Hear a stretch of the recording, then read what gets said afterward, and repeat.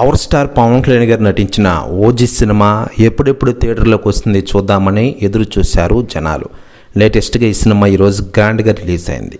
దీంతో థియేటర్స్ దగ్గర జనాల హంగామా హడావిడి చూస్తుంటే నిజంగానే గూస్ బంప్స్ వస్తున్నాయి చాలామందికి.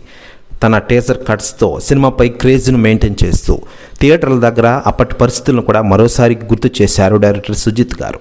పవన్ డై హార్డ్ ఫ్యాన్గా పవన్ను ఎలా చూపిస్తే అందరికీ గూస్ బంప్స్ వస్తాయో ఎగ్జాక్ట్లీ అలాగే తన హీరోని చూపించారని చెప్పుకోవచ్చు.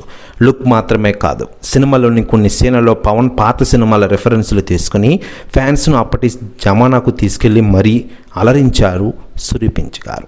ఇక సినిమా మొదలవగానే సిల్వర్ స్క్రీన్పై వచ్చే టైటిల్ కార్డ్ ఫ్యాన్స్కి ఆల్మోస్ట్ హై డోపనైమ్ ఫీల్ అని వస్తుందని చెప్పుకోవచ్చు.